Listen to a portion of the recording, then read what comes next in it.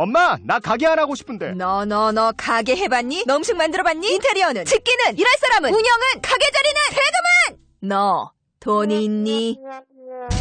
나는 요술램프 몬스터 셰프다. 네가 오라는 모든 것을 들어주마. 맛집의 맛을 똑같이 만들어주실 수 있어요? 맛뿐만 아니라 돈과 청음의 모든 비법을 알려주겠노라. 야하! 이젠 걱정 고민 끝! 네이버 검색창에 몬스터 셰프라고 쳐주세요. 상담 문의 02-4558-8838 몬스터 셰프. 엄마! 가글 했는데 입에서 뭐가 나왔어!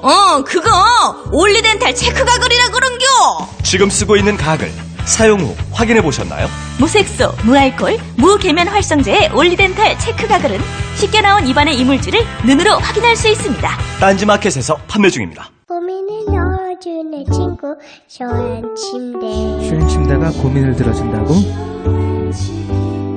편안한 저자리의 친구 쇼한 침대. 그렇게 편안하니? 머리부터 발끝까지 너무나 포근한 느낌. 오늘부터 내 친구 쇼한 침대. 어디에 있다고? 딴지마켓에 있네. 생각은 같아도 행동은 다릅니다. 무엇을 시작하든 끝장을 보는 사람. 이재명 성남시장 첫 자전적 에세이. 이재명은 합니다. 저를 믿어주는 국민이 계시고 함께 꿈꾸는 정의로운 대한민국이 있기 때문에 저는 부러질지언정 굴복하지 않겠습니다. 이재명이 그려나갈 대한민국 희망의 지도. 이재명은 합니다. 위즈덤 하우스.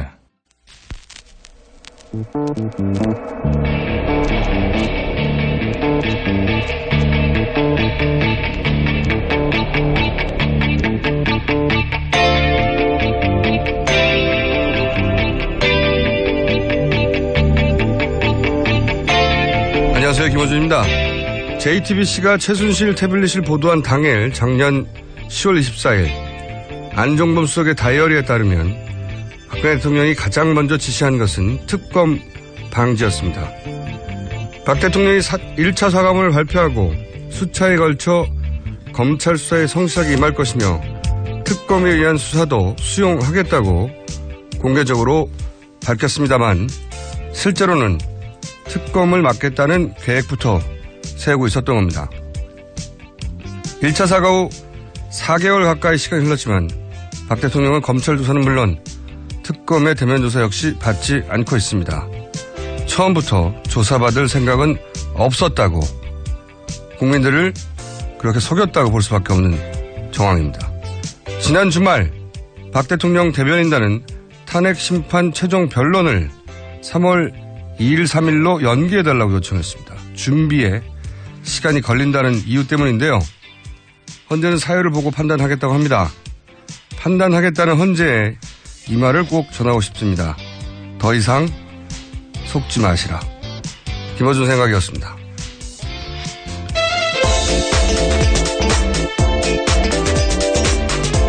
시사인의 김은지입니다. 월요일은 아주 힘든 날이에요. 네. 많이 못 주무신 것 같네요. 내 눈을 바라봐 주세요. 어때요? 네. 얼굴이 정말 안 좋으십니다. 원래 내 얼굴은 안 좋아요. 안 좋은데 오늘은 유난히 힘이 듭니다. 자, 주말에 쌓인 뉴스가 많아요. 네네. 빠르게 진행해 볼까요? 네. 네, 박 대통령 쪽이 탄핵 심판 최종 변론을 3월 초로 연기해달라고 공식 요청했습니다. 그 이유에 대해서요, 최종 변론 준비에 시간이 부족하고 또 최종 변론 기일에 박 대통령이 직접 나올 수도 있기 때문에 그 여부를 검토하는 데 시간이 필요하다, 이렇게 주장하고 있습니다. 네. 2달 내내 매일 했는데 뭘 시간이 부족합니까? 아직도. 그리고 이게 마지막에 이제 박 대통령이 나온다, 안 나온다, 이거 가지고 또 시간을 끌 것 같아요. 네. 네, 그렇게 지금 보입니다.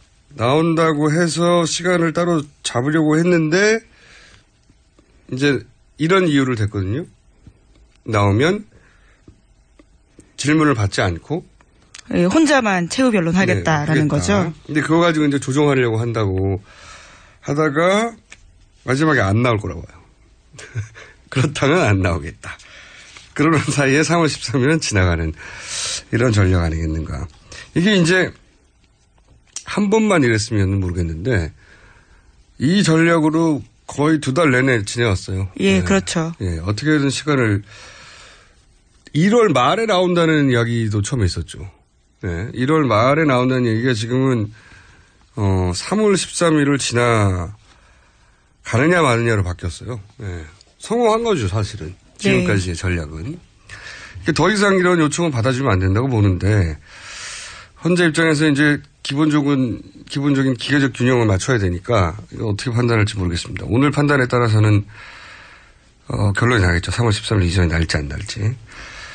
자, 이것뿐만 아니라 이제 그 오프닝에서도 얘기했지만 원래 검찰 조사부터 성실히 받는다고 했어요. 네, 그렇죠. 검찰 조사 받겠다 하다가 나오지 않았었고요. 특검 조사도 받겠다고 그게 했었는데. 이제 벌써 넉 달 가까이 전에 한 얘기예요. 네. 안 받지 않습니까? 네. 그동안. 아무리 받는다는 뉴스가 몇 번 나왔지만 절대 안 받잖아요. 네. 이 특검 대면 조사가 이제 나왔는데 이것도 안 받는다에 제가 500원 걸어서 이미 500원 땄고요. 네.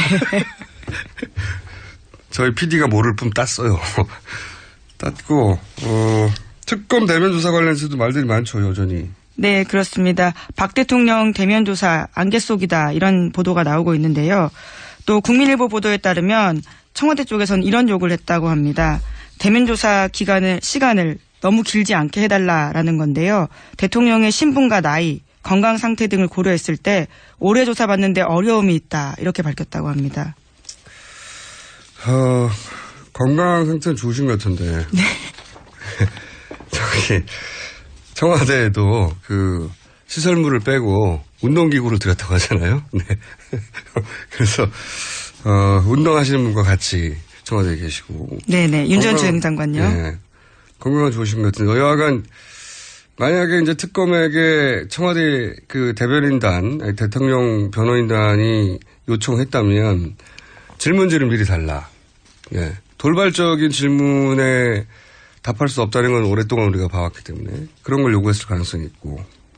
근데 사전 질문지를 주더라도 그걸 묻고 나서 답을 하는데 또 물어버리면 사전 질문지가 의미가 없잖아요. 그러니까 추가 질문을 제한한다든가 조사 시간을 제한한다든가 이런 딜을 했겠죠. 네. 했어야 박근혜 대통령이 이때까지 우리가 파악한 능력과 부합하는 태도라고 부르는데 이걸 특검이 이제 받아들이기가 어렵겠죠. 네, 만약 그렇다면 사실 대면 조사가 아무 의미가 없습니다. 서면 조사해도 되거든요. 그러니까 요식행위. 예. 근데 이제 절대 받지 않는다였는데 저는 받을 가능성이 10% 정도는 이제 올라왔다 생각들어요. 왜냐하면 이게 이 조사까지 거부하는 것은 좀 부담이 되거든요. 이제 이재용 부회장 영장이 발부된 상황에서는 10% 정도는 있다 이제. 예, 그런데 특검 수사 마무리 기간이 연장해주지 않는다면 28일까지거든요. 네. 정말 얼마 안 남았습니다. 근데 물론 보통 때라면 어떻게든 밀어서 때우겠지만 계산을 한참 하겠죠. 잠깐이라도 받는 게 낫지 않겠느냐 이런 조건들을 받아들이면 특검이 받아들일 일은 없다고 생각하는데 자 10% 정도는 좀 올라갔다고 봐요. 제로에서. 다음 수는요? 네, 야 4당 원내대표가 어제 황교안 권한대행에게 특검 수사기간 연장을 촉구했습니다. 결정 시한은 내일까지 해달라라는 겁니다. 요 사안은 저희가 최종 변론 헌재 관련 그리고 연장 사안은 저희 각각 중요한 사안이라 잠시 후에 박범계 의원과 노회찬 원내대표 연결해서 자세히 들어보기로 하고 자 다음 뉴스는요. 네, 특검팀이 어제 우병우 전 수석을 직권남용 권리행사 방해 등 혐의로 구속영장을 청구했습니다. 원래 언론에서는 뭐 한 2, 3일 있다가 할 것처럼 했는데 당일날 바로. 네, 전격적으로 엄청나네. 바로 했습니다. 이렇게 빨리 했다는 건 영장 준비를 다 끝낸 다음에 불렀다는 얘기죠. 그렇죠. 예, 네. 다 맞춰놓고 마지막으로 불렀던 거죠. 예, 다 썼다라는 거죠 이미. 예, 써놓고 부른 거죠. 자, 사실상 남아있는 주요 인물 중에 유일하죠. 네, 우전 수석이요. 네. 예. 물론 박근혜 대통령을 제외하고는 관련 주변 인물들 중에 구속될 거라고 예상했던 분들 중에 남아있는 유일한 분입니다. 우병우 교수. 네. 근데 이제 수사가 제일 진척이 안 됐던 사람이었는데 이제 영장은 청구됐어요. 예, 청구됐는데 어떤 내용들로 청구됐는지 거기 뭐 보강된 증거 이런 관련 뉴스도 많이 있죠. 네, 그 뉴스들이 좀 나오고 있는데요. TV조선 보도에 따르면 특검이 최순실 씨에게 건네진 청와대 민정수석실 인사자료를 다수 확보했다라는 보도가 나오고 있습니다. 이 자료에는 현 경찰청장인 당시 이철성 경찰청 차장에 대한 정보도 있고요. 또 민간인 우리은행장 후보자에 대한 인사검증 내용도 있다고 합니다. 그러니까 이제 이철성 경찰청 차장이나 우리은행 후보자들의 인사검증을 민정수석실에서 할 수는 있어요. 예. 그렇죠. 예. 예. 하는 일이고 할 수는 있는데 그 자료가 최순실에게 건네졌고 첫 번째. 네네. 그다음에 거꾸로 최순실 씨가 자필로 쓴 포스트잇과 함께 그 자료를 다시 민정수석실로 보냈다는 거 아닙니까? 네, 그건 또 중앙선대의 보도입니다. 각각 두 가지 보도죠, 이게. 이게 헷갈리는데 하나는 민정수석실에서 자료가 왔다는 보도하고 또 하나는 포스트잇이 붙여서 그 자료가 민정수석실로 도로 갔다는 얘기가 있어요. 예, 보내라라는 최 씨의 지시가 있었다라는 거죠. 근데 이게 그렇다는 얘기는 이제 그 보낸 자료에는 뭔가 메모가 담겨 있었겠죠. 이 사람은 된다 안 된다. 최순실 씨가 민정수석실의 자료를 받을 일도 없고 더욱 나쁜 것은 받은 것을 이런저런 포스트잇을 붙이고 메모를 해서 되돌려 보냈다는 거죠. 네네. 대통령이었다는 얘기지. 네. 사실은 이 사람 안 돼. 민정수석실이 최종이 아니고 최순실이 최종이었다는 거죠. 예. 그런 걸 드러내는 정황인데 이렇게 보강됐겠죠. 예. 네, 장시호 씨가 제보한 내용이라고 합니다. 장시호 씨는 이제 되돌려 보내는 거를 알려준 것이고. 예, 그렇죠. 예. 그러니까 이게 두 가지 뉴스예요. 헷갈리는데. 왔다 갔다는 얘기입니다. 네. 예. 자, 다음 뉴스는요. 관련된 최순실. 네네. 우전수석 장모가요. 장모가 최순실 씨와 서울의 한 호텔에서 함께 수영 강습을 받는 등 상당한 친분이 있었다라는 JTBC 보도도 있습니다. 관계를 드러내는 간접적인 정황들이네요. 네, 우전수석이 출석 이번에 할 때도요. 여전히 모른다라고 했거든요. 네. 원래 뭐 다 모른다고 그랬잖아요. 지금 구속된 분들 다 모른다고 그랬어요. 처음부터. 미얀마 대사도 모른다고 그랬잖아요. 네, 네 그렇죠. 소리 빵빵 치다가 2시간 들어간 만에. 지, 예. 원래 다 모른다는 사람들만 구속되고 있어요. 지금. 그리고 구속된 분들 중에는 안다고 인정한 사람이 없어요. 아직도. 오히려 미얀마 대사는 구속 안 됐습니다. 아직. 안다고 그렇죠. 하고. 예. 안다고 하는 분들은 구속 안 시키는 걸로 제가 보기에는 싫다는 분들은. 자, 다음 뉴스는요. 네, 박 대통령이 최순실 씨 일을 돕는 미얀마 현지 사업가에게 전화를 걸었던 정황이 드러났다라는 TV조선 보도입니다. 네, 그렇죠. 그 관련된 녹취 파일이 있는데요. 일명 김수현 녹취 파일이라고 해서 2,000개 넘게 있는 파일 말씀드리지 않았습니까? 이게 이제 대통령 변호인단에서는 이걸 다 틀어야 된다고 하는 중인데. 예, 그렇죠. 2,000개를요. 예, 그거 틀면 오히려 대통령한테 불리하다고 지금 계속 얘기하는 중인데 그 중에 하나가 나온 거군요. 네. 그 내용 중에 하나가 최순실 씨 측근인 유상영 씨가 한 말인데요. 이런 말을 합니다. 호섭이 형한테 전화 왔는데 여기서 호섭이는요. 미얀마 사업체 대표 이름인데요. 이노섭 씨입니다. 이노섭 씨가 현지 브로커죠. 네. 뭐 브로커라도 볼 수 있습니다. 그리고 차명으로 최순실 씨에게 지분을 나눠준. 네네. 예. 그리고 최순실이 이 사업은 자손 대대로 먹고 살 사업이라고 장시호에서 얘기했던 그 사업입니다. 네네. 그렇습니다. 그 사업을 하는 현지 브로커에게 박근혜 대통령이 직접 전화했다는 내용이네요. 예, 그렇죠. 네. 호섭이 형한테 전화 왔는데 VIP한테 직접 전화를 좀 받았나 봐, 한 통. VIP가 산업비서관, 행자부 비서관한테 다이렉트로 이야기했대. 배석하라고. 임국장 배석시키라고. 이런 녹취가 나온다고 합니다. 그리고 실제로요. 이노섭 씨 같은 경우에는 안종범 당시 수석과 정만기 당시 비서관 등과 함께 K타운 관련된 회의를 서울의 한 호텔에서 했습니다. 지시가 이뤄졌다고 봐야 되겠죠. 네. 이 뉴스는 굉장히 재미있는 뉴스네요. 박근혜 대통령이 최순실 씨가 자손 대대로 먹고 살 사업이라고 차명으로 지분을 소유한 그 회사를 현지에서 진행하던 현지 브로커 미얀마 그 업체 대표에게 전화를 직접 했다. 네. 안종범 전 수석의 수첩에도요. MITS라고 해서 이노섭씨 회사 이름이 직접 쓰여 있습니다. 박근혜 대통령이 참 관심이 많았어요. 최순실 씨 사업에. 네. 대단히 관심이 많으셨어요. 계속 드러나는 것들은 보면 대부분 박근혜 대통령이 최순실을 위해 쓴 권력의 흔적은 참 많은데 대통령의 권력을 자신의 일반적인 업무를 위해 쓴 흔적이 너무 없어요. 대통령 업무를 언제 하셨나 모르겠네. 지금 드러나는 게 다 최순실 사업을 어떻게 도와주라는 얘기밖에 없어가지고요. 자, 다음 뉴스는 뭐가 있습니까?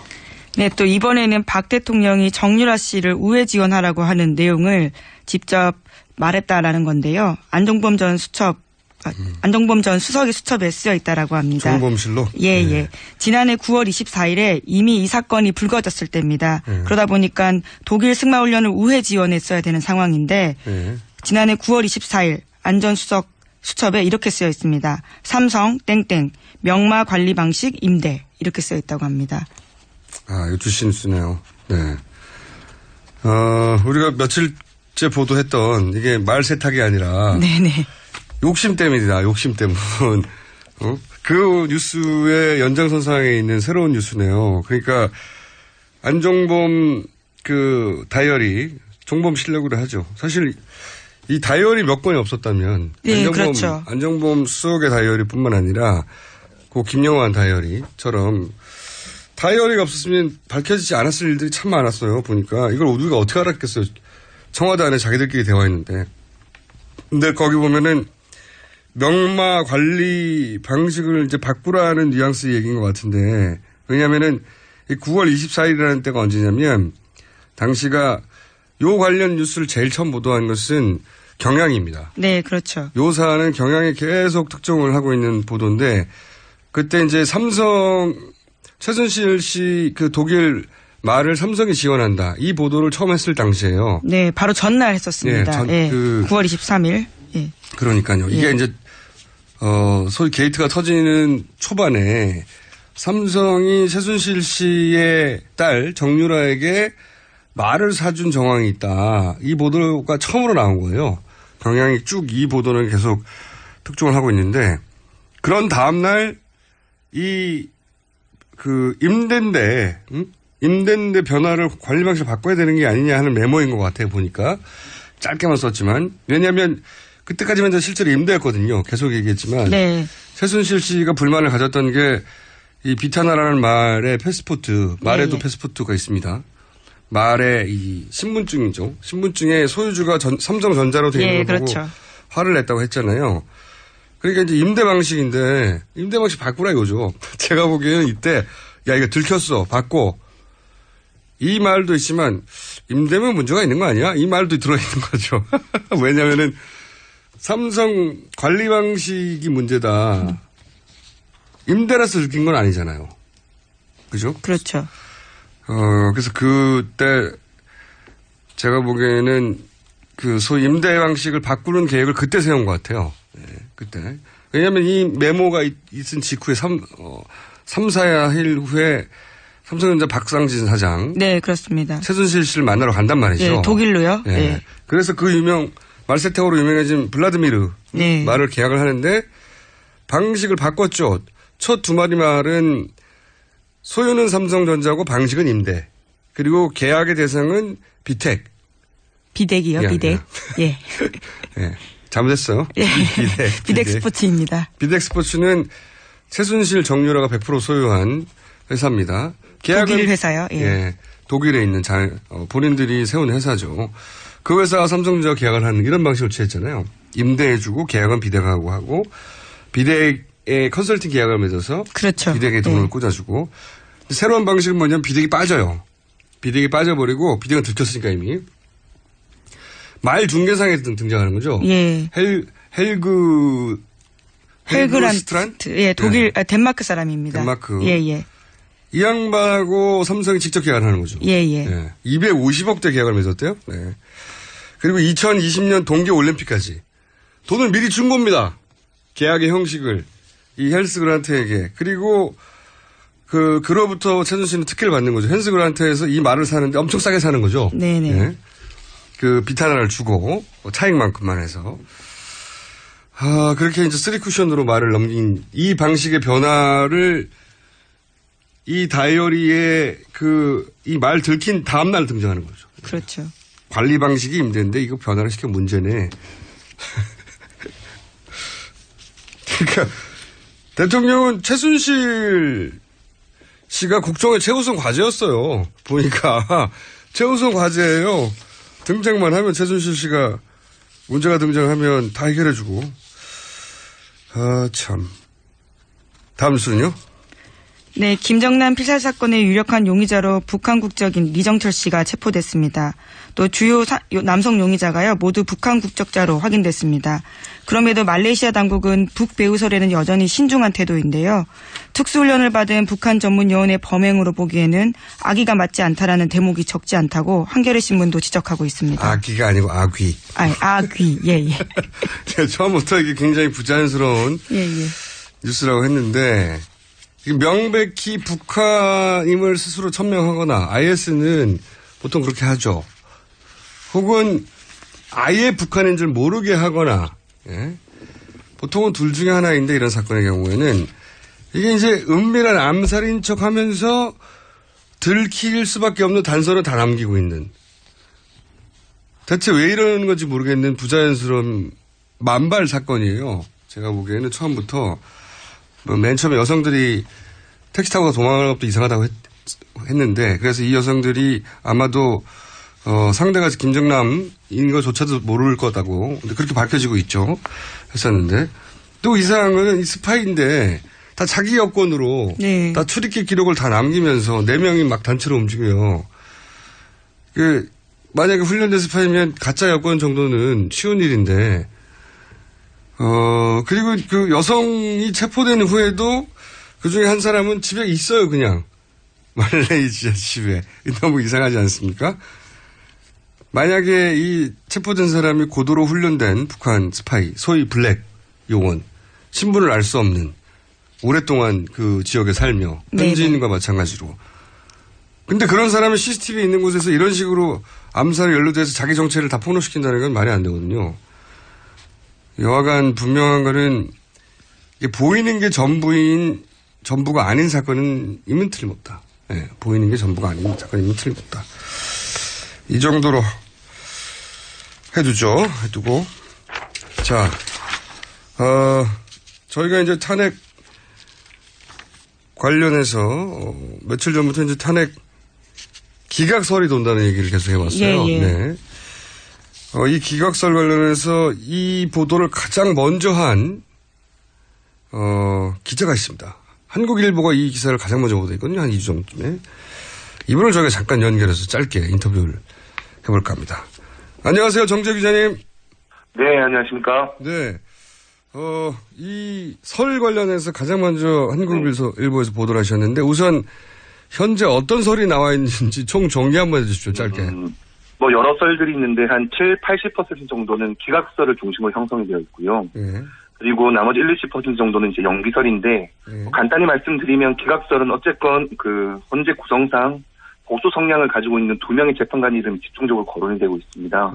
거기에 이 2명과 더불어 한 분의 더 보수 성향의 재판관이 이름이 나오고 있는데 이제 이분을 여권과 그리고 법조계 내에서의 또 극우층들이 적극적으로 설득 중이다라는 게 이제 기각설의 이제 핵심을 이루고 있습니다. 저도 사실은 2달 전부터 유사한 얘기는 듣긴 들었습니다. 예, 많이 들었죠. 이게 이제 그 보도 찌라시라고 하죠. 예. 그렇죠. 예. 찌라시 같은 데서도 돌고 또 정치권에서 보면 무슨 분석 자료, 문서 이런 식으로 돌기도 하고요. 네네, 그렇습니다. 일단 그런 것도 보셨죠? 네네, 양쪽 다 찌라시 형태 그리고 페이퍼 형태 그리고 또 각종 그 인사들에게 직접 들은 이야기까지.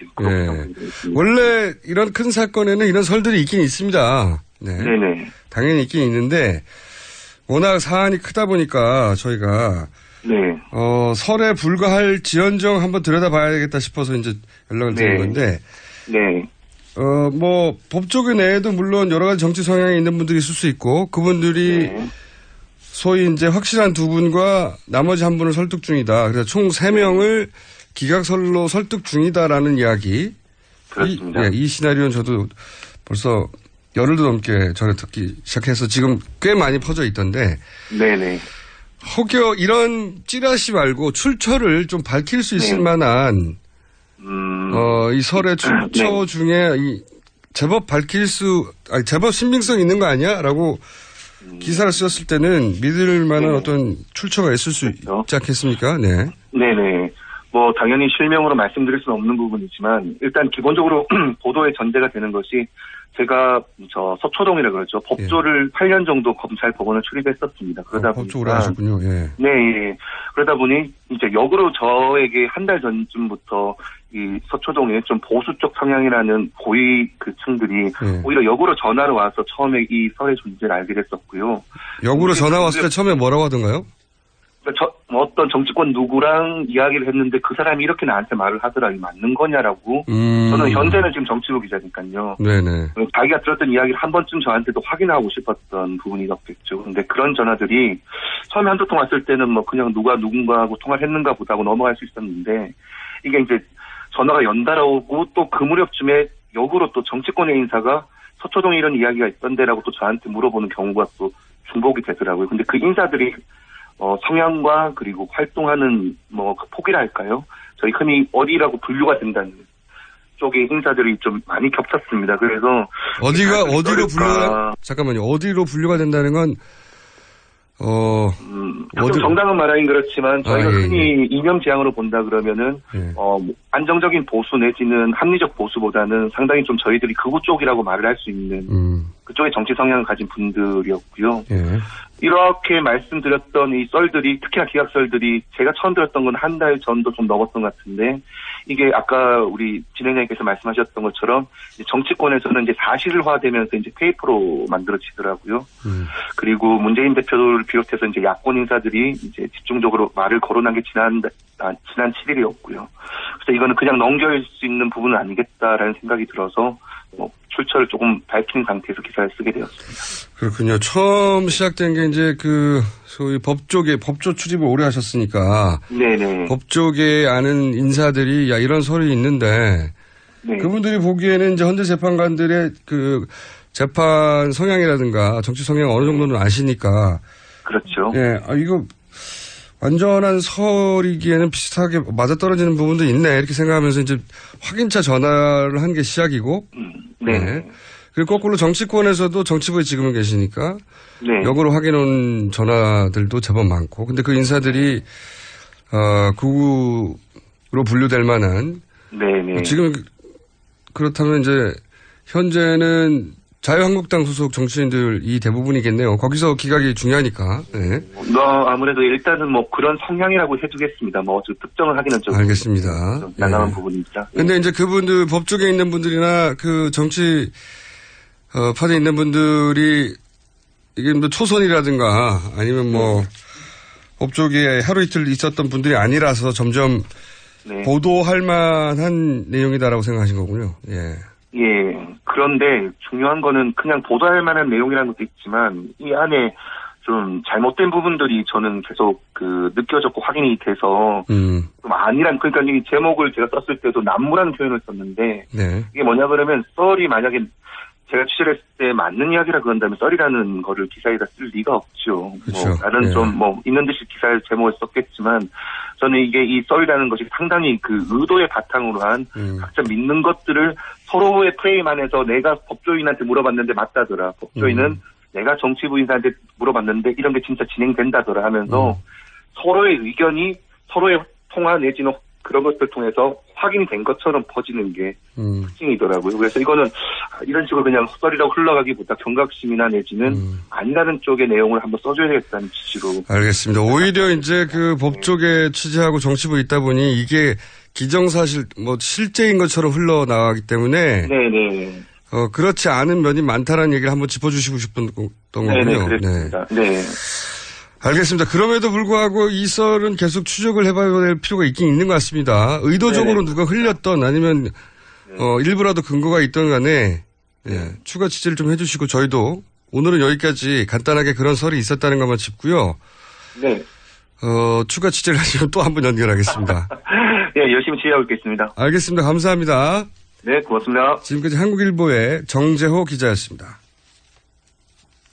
자, 시간이 다 돼버렸어요. 네네. 네.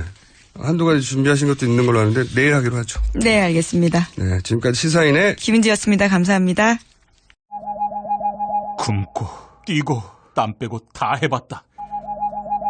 그래봐야 소용없었다. 다이어트는 결국 먹는 게 문제다! 동결건조 채소와 곡물, 단백질, 그리고 효소와 비타민, 미네랄로 만든 다이어트 전용 그린 스무디로 하루 한두 끼만 바꿔 드세요. 검색창에서 비타샵을 검색해주세요. 아무도 묻지도 따지지도 않고 가입하셨다고요? 보험은 너무 어려워요. 걱정 마십시오. 마이보험 체크가 도와드립니다. 1800-7917 마이보험 체크로 지금 전화주세요. 1800-7917 이미 가입한 보험이나 신규 보험도 가장 좋은 조건을 체크해서 찾아드립니다.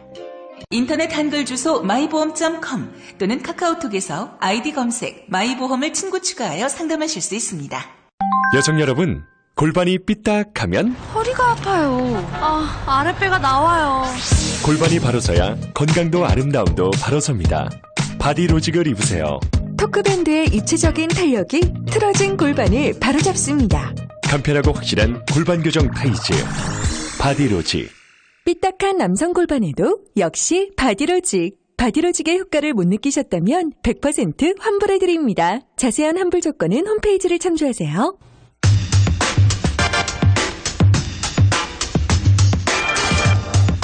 네, 인터뷰 첫 번째 시간입니다.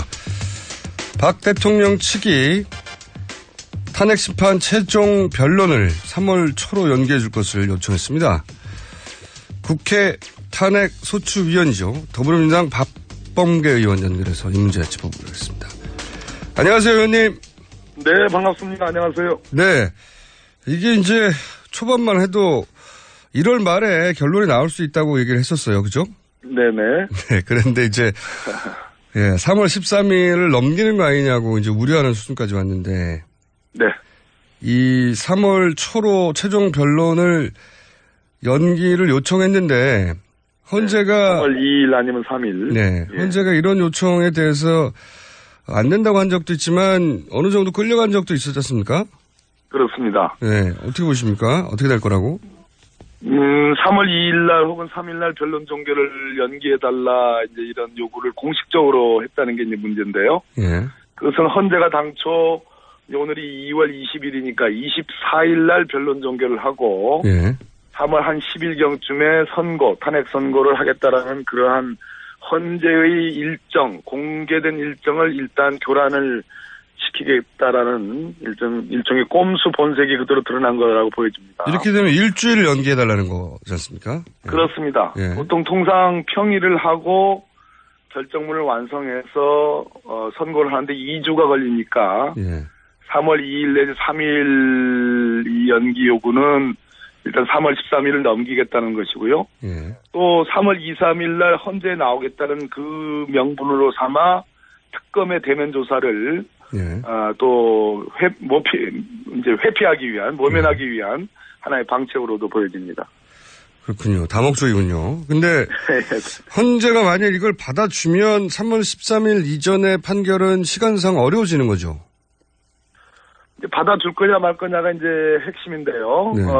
이정미 재판관은 큰 축에 있어서는 원칙을 지금 흔들리지 않았습니다. 본인의 임기 만료 전에 선고하겠다라는 의지는 분명하고요. 다만 미세한 세부적인 측면에서는 대통령 측의 요구도 일정 부분 수용하면서 비교적 탄력적인 운영을 해왔는데요. 그렇게 본다면 당초 2월 24일 변론 종결일을 대통령 측의 이런 요구도 있고 하니까 한 2월, 원칙적으로는 안 된다 하지만 정그렇게 대통령이 나와서 얘기를 하고 싶다면, 최후 진술하고 싶다면 2월 27일 다음 주 월요일 혹은 28일 이때로 변론 종결을 연기할 수도 있다고 생각이 듭니다. 아하. 그런 식으로 야금야금 그렇게 되면 이렇게 3월 13일 예. 전 선거에는 큰 문제는 없습니다. 그렇게 되면. 그런데 이제 그 대통령 측의 일관된 전략은 어떻게든지 뒤로 밀어가는 거였기 때문에 만약에 그렇게 해서 며칠을 연기하면 이제 최후 진술 가지고 또 연기해달라고 하지 않을까요? 그렇습니다. 그러니까 3월 2일, 3일을 요구해서 헌재가 받아들이는지 여부가 지금 대통령 측에서 가장 관심 있게 보고 있을 겁니다. 네. 그러니까 쭉 밀었는데 그대로 당겨서 받아들이더라.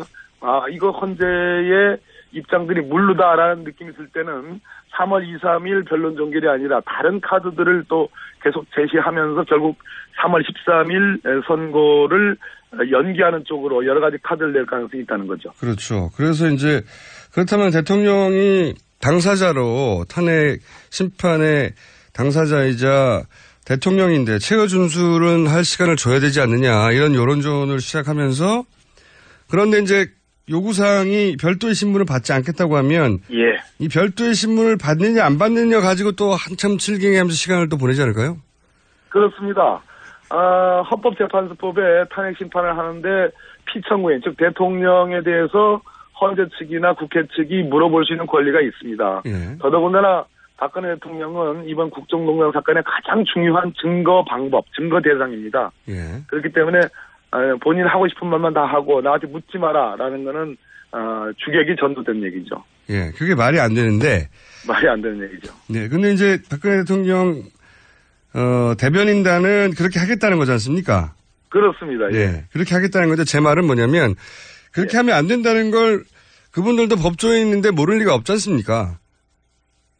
법조인이라고 해서 다 하나의 공리, 하나의 진리, 하나의 뭐 어떤 그런 그 코드가 있는 건 아닙니다. 참 법이라는 게 해석하기 나름인데요. 예. 그분들의 해석 방향은 아주 뭐 국민들 일반적인 법 상식에 맞지 않아 아주 요상한 그런 해석이죠. 요상한 해석. 제 말의 요지는 뭐냐면 그거를 몰라서라기보다는 그런 조문을 들고 계속 한다 안 한다를 실갱이하며 또다시 시간을 지연시키려고 하는 거 아니겠느냐는 거죠. 아니 뭐 물론 그겁니다. 예. 그거라는 것을 제가 모두에 강조를 했죠. 그러니까 일단 한번 밀어넣고 봐서 헌재가 쑥 받아들이면 이 헌재가 약하구나. 그래가지고 다른 카드들을 계속 제시할 가능성이 있죠. 3월 13일 연기가 기본적인 목적입니다. 그렇겠죠. 근데 이런 이야기들을 계속 해 가는 이유가 뭐냐면 저희가 요 바로 앞에서 다루긴 했습니다만 그 의원님도 이제 그 세간에 돌아다니는 기각서를 듣긴 하셨죠. 기각설이요? 예, 헌재는 결국 기각할 것이다. 이러이런 재판관들의 성향상 한 두 사람 정도는 이미 그렇게 입장을 굳힌 걸로 알고 있고 세 번째를 설득 중이다. 뭐 이런 이야기가 몇 주 전부터 나왔어요. 그런 얘기를 듣긴 하셨죠. 예, 아주 구체적으로 들었습니다. 네. 네. 더군다나 이제 법조인 출신 아니십니까? 판사 출신이시니까 더더군다나. 그러면서 거꾸로 의원님한테 야 이런 얘기가 있던데 그런 얘기 들어본 적 없어라고 이제 과거 동료들도 전화를 했을 것 같기도 한데 이 설에 대해서는 어떻게 생각하십니까? 이 기각설에 대해서는. 매우 구체적인 얘기들이 있었습니다. 그렇기 때문에 이정미 대행이 혹시나의 절차상의 빌미를 주지 않기 위해서 제가 아까 말씀드렸듯이 원칙을 지켜나가면서 비교적 유연한 헌재 재판 운영을 했다라는 말씀을 제가 강조드렸고요. 그러나 그럼에도 불구하고 이재용 구속영장이 저는 발부되는 것이 가장 결정적인 대목이라고 보여졌습니다. 마지막 싸움이었는데요. 원래 탄핵소추결서에 뇌물 부분이 적시가 돼 있었고 마지막으로 법원에 의해서 사실상 본안재판을 방불케 하는 그러한 7시간 반의 심리 끝에 결국은 발부된 영장이기 때문에 네네. 제가 보기에는 절차상의 명분만 주지 않으면 저는 헌재 재판관 중에서 정말 이것을 뭐 증거의 원칙을 어겨가면서까지 기각설에 쓰기는 쉽지 않다라는 조심스러운 관측을 갖고 있습니다. 그러니까 지금 기각서를 들으시고 너무나 구체적이고 그다음에 법조계 상황을 잘 아시는 분이니까 신빙성이 전혀 없어 아예 없어라고만은 말할 수 없었던 상황이었군요. 그런 상황이었는데 결국 큰 고비를 이재용 영장 발부로 인해서 넘었다 이런 말씀드립니다. 그렇군요. 저 혼자 이거 걱정하고 있는 줄 알았더니 의원님도 걱정하고 계셨군요. 아유, 속이 시커멓게 탔었죠. 그렇군요. 근데 아직 안심할 수는 없다고 생각되는 것이, 물론 말씀하셨다시피, 지금 이재용 부회장의 영장이 발부됐다는 게 실제 이 탄핵 심판하고 직접 관련은 없다고도 주장하는 쪽이 있습니다만은 이게 영향을 줄 거라고 보시는 거지 않습니까? 그렇습니다. 탄핵 소추서에 삼성의 뇌물 공여와 대통령 최순실 측의 뇌물 수수는 명시가 되어 있습니다. 근데 그것이 구속영장의 발부로 분명해졌기 때문에 제가 보기에는 뭐 한 8, 9할 능선은 넘은 걸로 그렇게 판단하고 있습니다. 이게 물론 뭐 유죄가 판명된 건 아니지만 사법부에서 입증됐다. 상관관계가라고 해서 발부가 된 거라고 보면 이것이 헌재 판관들에게 판단을 하는데 자료가 충분히 보고항에 대해서 입증이 됐구나 이렇게 판단하게 만든다는 거죠. 물론입니다. 예. 네, 제가 판사를 해본 적이 없어가지고요. 아니요, 뭐 비교적 오랫동안 하셔가지고 뭐 비슷합니다. 판사를 하셨던 분으로서 보면 영향을 줄 것이다. 예, 그렇습니다. 그러면 좀 전에 잠깐 얘기하셨던 속이 시커멓다고 하셨던 내용 있지 않습니까? 예. 그거를 잠깐만 얘기해 보자면, 기각설이 굉장히 구체적이었어요. 저도 문서도 받고 기자도 얘기했는데, 이게 이제 법원의 사정들을 모르는 사람한테는 이게 그냥, 단순히 흔히 이런 사건이 있으면 흘러나오기 마련인 찌라시 내용에 불과한 거 아니냐라고 할 텐데, 오히려 이 법원의 사정을 잘 아는 분들은 그럴듯하다고 하더라고요. 그럴듯했었습니까? 그래서 뭐 우리 김어준 총수께서 어떤 말씀을 저로부터 듣고 싶어 하는지는 대충 알겠는데요. 예. 지금 오히려 이제 이런 기각서를 부풀리고 하는 것들이 한 줌도 안 되는 대통령 지지 세력들에게 힘을 주고. 예, 힘을 주죠. 근본적으로 자유한국당, 전신 새누리당이 국민들에게 무릎 꿇고 대우각성 사죄를 했는데 지금 이렇게 나오고 있지 않습니까? 꿈틀꿈틀. 그래서 이러한 것들을 부풀리는 것이 오히려 바람직하지 않다라는 측면. 그래서 지금은 절차적으로 빌미를 주지 않았으면 좋겠다. 그리고 증거로서는 탄핵을 뭐 120% 충분히 할 만큼 이미 갖춰져 있기 때문에 오히려 우리가 반드시 탄핵돼야 되고 그런 논리를 강조하는 것이 더 좋은 국면, 중요한 국면이라고 생각합니다. 알겠습니다. 그런 전략적 입장을 선택하셨다는 건 충분히 이해하고요. 하지만 걱정을 하셨죠? 걱정했습니다. 예, 속이 시커멓게 다 들어갔다고 그러지 않습니까? 알겠습니다. 대면 조사 가능성은 어떻게 보십니까? 박근혜 대통령이 이때까지 검찰 조사나 응하겠다고 했던 과거의 말과 실제 행동이 달랐기 때문에 이 특검 대면 조사도 하겠다는 말은 계속 있지만 하겠는가 하는 전망이 있는데 어떻게 보십니까? 3월 2일 내지 3일 헌재 변론 종결을 연기해달라는 그 딱 첫 번째 목적은 이달 말 2월 28일로 수사기간이 만료 예정인 특검의 대면 조사를 피하기 위한 저는 꼼수로 일단 받아들였습니다. 헌재 재판을 선고를 3월 13일 이후로 넘기는 것은 물론이지만 특검의 대면 조사를 넘기기 위해서. 그래서 저는 받을 생각이 없지 않느냐 이렇게 보여집니다. 처음부터 그랬던 것 같습니다. 자, 또 한 가지는 이 우병우 민정수석이 갑자기 구속영장이 청구가 돼서 지금 영장실심사 할 텐데 이 우병우 민정수석에 대한 얘기는 참 많았는데요. 그동안 우병우 민정수석이 도대체 어떤 혐의로 구속영장이 시정됐는지에 대해서는 잘 모릅니다. 말들은 정말 많았는데 우선 수석이 받고 있는 혐의를 좀 설명을 해 주시고요. 우선 거기서부터 하죠. 어떤 혐의들입니까? 일단 법률적으로는 직권남용죄, 권리행사방해죄를 포함한 직권남용죄와 직무유기죄, 그리고 특별감찰관법 위반, 국회의 증언감정법 위반 등등이 혐의고요. 개인 비리로서 주식회사 정강에 관한 횡령 혐의 이런 것들이 들어가 있습니다.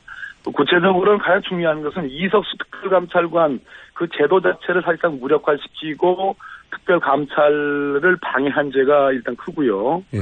그다음에 문체부 국과장 인사에 개입해서 찍어내기 한 것, 그 다음에 뭐 오늘 최순실을 알았느냐 몰랐느냐가 제일 중요한데 그 이면에는 무슨 얘기냐 하면 최순실의 국정농단 행위를 알고도 묵인 방치했느냐. 이건데 이게 직무유기 내용입니다. 근데 언론에 하나 터졌죠. 그러니까 최순실의 민정수석실에 대한 인사 파일을 건넸다. 특히 현 이철성 경찰청장에 관한 인사에 개입한 거 아니냐라는 그런 의혹까지 나와 있습니다. 이게 항목은 참 많은데요. 이 건들로 이게 구속영장이 발부될 정도의 건인지는 판단이 잘 안 쓰는데 어떻게 보십니까? 판사를 하셨던 분으로. 발부가 될 겁니다. 일단 혐의 내용이 많고요. 그 중에서 저는 다른 무엇보다도 특별감찰관 제도를 완전히 무력화시키다. 법률상의 기구를 무력화시킨 것이고 그런 특정한 목적, 즉 이 국정농단을 은폐하기 위한 목적이었기 때문에 저는 그것만으로도 충분히 영장 발부 사유가 된다고 봅니다. 영장 발부될 것으로 예측합니다.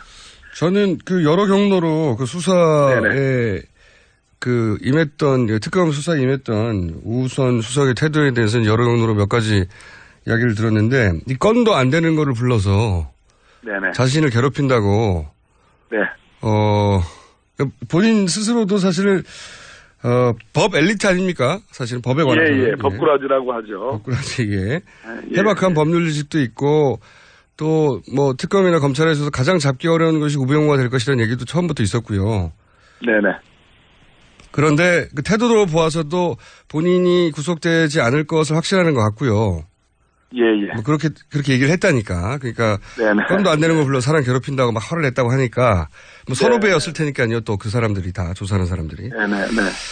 근데도 구속영장이 발부될 거라 보시는 거죠?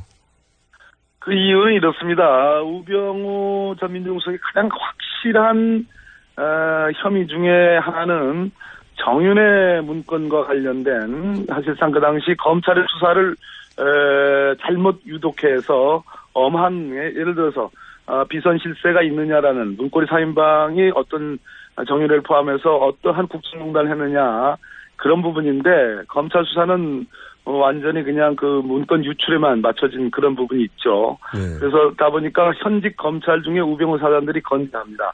이 부분 수사를 특검이 하지 못할 겁니다. 못했습니다. 그렇기 때문에 저는 오히려 지금 받고 있는 이러한 여러 가지 혐의들 그런 것에 대해서 저는 영장 전담 판사가 누구 봐도 잘 알고 있다고 생각합니다. 그런 측면에서 오히려 영장이 발부될 가능성이 있다. 그렇게 보는 사람입니다. 알겠습니다. 만약에 영장이 발부 안 되면 다 의원님 잘못으로 알겠습니다. 예, 역시 대단하십니다. 예측이라는 거죠. 네, 한 가지만 더 여쭤보자면, 특검 연장 사안은 저희가 사실 잠시 후 3부에서 노회찬 원내대표. 예. 원내대표 인원사항이니까요, 1차적으로는. 예. 네, 여쭤보겠지만, 그 전에 황교안 대행이 특검 연장을 수용하지 않을 것이라는 전망이 우세한데, 여기 대해서 한마디만 논평해 주십시오. 어떻게 할까요? 예, 맞습니다. 특검을 연장하겠다는 얘기는 박근혜 대통령 탄핵 이후에 특검에 의해서 박근혜 대통령의 구속, 기소, 사법 처리를 전제로 하는 거기 때문에 황교안 대행이 누굽니까? 그 박근혜 대통령의 아바타와 같은 존재거든요. 예, 그것을 열어놓을 리가 없다고 생각합니다. 연장 안 해줄 겁니다, 아마. 그렇겠죠? 예. 알겠습니다. 연장이 안 돼도 의원님 책임으로 알겠습니다. 예, 모든 걸 안고 가겠습니다. 자, 오늘은 저희가 여기까지 하고요. 네, 다음에 저희 스튜디오 나오셔가지고, 네. 그러겠습니다. 긴 이야기를 좀 나누셨으면 좋겠습니다. 할 얘기가, 탄핵 심판 관련해서 할 얘기가 정말 많으실 것 같아요. 다 지금 못 이야기한. 그죠? 한번 뵙죠. 네, 그 뒷이야기는 그때 나누기로 하겠습니다. 오늘 말씀 감사합니다. 예, 감사합니다. 네, 지금까지 국회 탄핵소추위원 더불어민주당 박범계 의원이었습니다. 네, 2부 여기까지입니다. 잠시 후 3부에서는 노회찬 원내대표 만나겠습니다. 잠시 후에 뵙겠습니다. 김어준입니다.